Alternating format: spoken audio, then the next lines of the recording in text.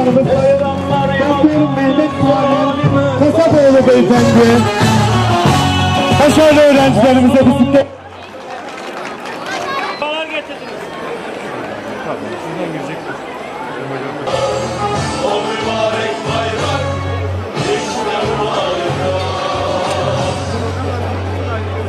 Bugün en güzel yatırım gençliğe yapılan yatırımdır anlayışıyla çok değerli belediye başkanımız Sayın Mehmet Tamazoğlu'nun gençlere yönelik çok büyük bir hizmetini, faaliyetinde bulunmaktan dolayı memnuniyet içerisindeyiz.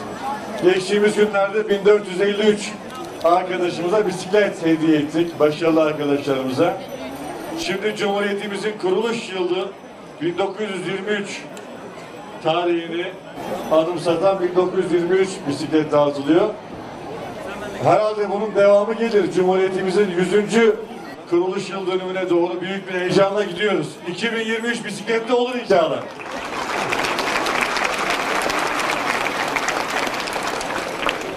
Değerli gençler, Sayın Cumhurbaşkanımızın gençliğe, spora yapmış olduğu katkıları, vermiş olduğu ehemmiyeti çok iyi biliyorsunuz.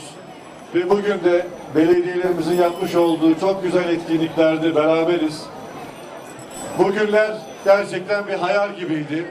Bir belediyemizin böyle sizlere katkıda bulunması. Az önce Şehit Kamil Belediye'mizin bir yine stadyum açılışına gittik. Büyükşehir Belediye'mizin hizmetleri. Bunların hepsi sizin için. Sizler daha güzel günlere, daha güzel şeylere layıksınız. İnşallah sizler Türkiye'nin geleceğini daha da güzel şekillendireceksiniz. Evet, gerçekten dört bir yanı spor tesisleriyle dolu, havuzuyla, salonuyla, sahasıyla bir alandayız. Gerçekten örnek bir şehirleşme modeli. Bu bağlamda ben başta Büyükşehir Belediye Başkanımıza ve Şahin Bey Belediye Başkanımıza özellikle teşekkürlerimi, tebriklerimi iletmek istiyorum. Tabii ki Gazişehir, Ensarşehir, üretimin, gönlün, güzelliğin şehri Gaziantep her şeyin en iyisine, en güzeline layık. Siz değerli gençler her şeyin en güzellerine layıksınız. O yüzden bu bisikletlerinizi inşallah en güzel günlerde kullanırsınız. Çünkü sizler başarılı gençlersiniz aynı zamanda. Onun için ayrıca tebrik ediyorum. Biliyorsunuz Sayın Cumhurbaşkanımız sporu ve sporcuyu çok önemseyen bir lider. Onun vizyonuyla, onun anlayışıyla inşallah sizlere hem sporda hem başka alanlarda tüm fırsatları sunacağız. Siz de dünyayla rekabet etmek için en güzel şekilde yetişeceksiniz. Biz buna inanıyoruz. Gençlik elbette çok önemli. Gençlere yapılan yatırım, geleceğe yapılan yatırım. Gaziantep'te eğitime, sayın hükümetimizin, sayın Cumhurbaşkanımızın önderliğinde, bakanlarımızın, milletvekillerimizin, sayın valimizin, Büyükşehir Belediye Başkanımızın ve tüm belediye başkanlarımızın ve Gaziantep'in eğitime çok ciddi yatırımlar var. Fiziki yatırımlar, gençlere dönük yatırımlar, spora dönük yatırımlar. Geçmişte hatırlıyorum Gaziantep'te spor yatırımlar anlamında çok fakirdik Sayın Bakanım. Sadece bir tane 60'lı yıllardan kalan yüzme havuzumuz vardı. Eski stadın yanında. Onun dışında yüzme havuzu yoktu. Şu anda sadece belediyemizin 4 tane yüzme havuzu var. Şehit Kamil Belediye'mizin yüzme havuzları var. İnşallah şu anda yeni yapılan yüzme havuzlarıyla Gaziantep'te yüzme havuzu sayısı herhalde 15'e yaklaşacak. Büyükşehir Belediye Başkanımızın girişimleriyle bakanlığımızın da yatırımları devam ediyor. İçinde bulunduğumuz spor köyümüz içerisinde yüzme havuzumuz, kapalı spor salonumuz mevcut. 86.500 metrekare. Yine gençlerimizin spor yapması için tabii tesisleşme çok önemli. 182 tane halı saha ve basketbol sahası yaptık. 23 tane fitness salonumuz var.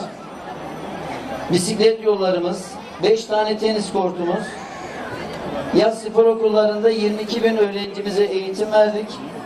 Şu anda 3 tane millet kıraathanesi açtık ve 3 tane de yenisini yapıyoruz. Yine gençlerimize Sayın Adalet Bakanımızın da katılımıyla 15 gün önce 1453 bisiklet vermiştik.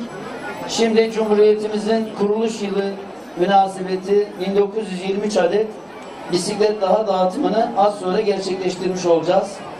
Yine gençlerimize spor yapması için 395.000 adet spor ayakkabısı hediye ettik. 41.000 eşofman, 120.000 forma ve tişört hediye ettik. 152.000 top dağıtımı gerçekleştirdik. Yine başarılı öğrencilerimize 20.000 kol saati, 2013 adet de bilgisayar hediye ettik. Sayın Valimizin ve Sayın Bakanımızın da önderliğinde okullarımıza malzeme desteği yapıyoruz. 444 tane okullarımıza tenis masası koyduk. 105 tane amatör takıma malzeme desteği, okuma yapmaları için 3.500.000 adet çocuklarımıza, gençlerimize kitap dağıtımı gerçekleştirdik. Elbette sağlıklı beslenme çok önemli. İlkokul ve ana sınıfında okuyan 117.000 öğrencimize de beslenme kabı hediye ettik. Birlikte yürüyüşler gerçekleştiriyor Sayın Bakan. Bisiklet turları yapıyoruz. Halkımızla birlikte inşallah bunun sayısını daha da artıracağız. Büyükşehir Belediye'miz de bisiklet yolları yapıyor. Bizler de yapıyoruz ve bu yollarda inşallah bu bisikletleri çok daha fazla göreceğiz. Evet, hazır Sayın Bakanım. Evet. Evet, Sayın Bakanımızı alkışlıyoruz. Sağ olsunlar, kırmadılar bizi.